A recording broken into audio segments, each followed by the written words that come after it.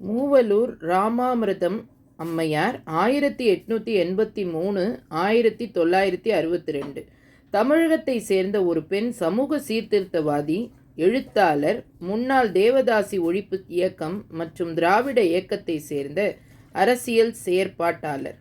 இவர் திருவாரூர் மாவட்டம் கீரனூர் என்ற இடத்துக்கு அருகில் உள்ள பாலூர் என்ற கிராமத்தில் பிறந்தார்.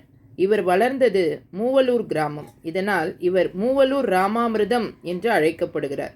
இவர் சென்னை மாகாணத்தில் தேவதாசி முறையை ஒழிக்க பாடுபட்டவர்.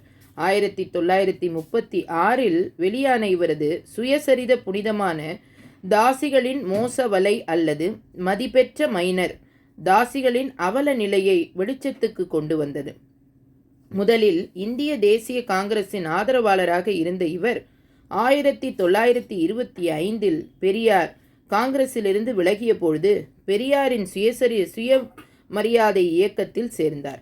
இவர் 1925 ஆண்டு மயிலாடுதுறையில் இசைவேளாளர் மாநாட்டை நடத்தினார். அதில் திருவிக பெரியார், எஸ். ராமநாதன், மயூர்மணி, சின்னையா பிள்ளை போன்றோர் பங்கேற்று தேவதாசி முறைக்கு எதிராக முழங்கினர். 1930 சென்னை மாகாணத்தில் தேவதாசி முறை ஒழிப்பை சட்டமாக கொண்டு வர டாக்டர் முத்துலட்சுமி ரெட்டி முயன்றபொழுது அவருக்கு துணை நின்றார். ஆனால் அச்சமயம் அந்த முயற்சி வெற்றி பெறவில்லை.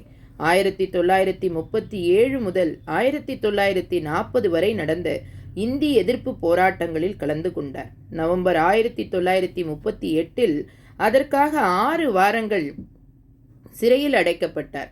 அவரது புதினம் மக்களிடையே ஏற்படுத்திய விழிப்புணர்வும் தேவதாசி முறையை ஒழிக்க அவர் மேற்கொண்ட தொடர் பிரச்சாரங்களும் சென்னை தேவதாசி முறை ஒழிப்பு சட்டம் நிறைவேற வழிவகுத்தன. அச்சட்டம் 1947 தேவதாசி முறையை ஒழித்தது. 1949 பெரியார் மணியம்மை திருமணம் காரணமாக ஏற்பட்ட கருத்து வேறுபாடு காரணமாக அண்ணாதுரை திராவிடர் கழகத்தை விட்டு விலகும் பொழுது அவருடன் ராமாமிர்தம் அம்மையாரும் திராவிடர் கழகத்தை விட்டு விலகினார். அதன் பிறகு CN அண்ணாதுரை ஆரம்பித்த திராவிட முன்னேற்றக் கழகத்தின் ஆதரவாளராக 27/6/1962 அவர் காலமாகும் வரை திமுக ஆதரவாளராகவே இருந்தார்.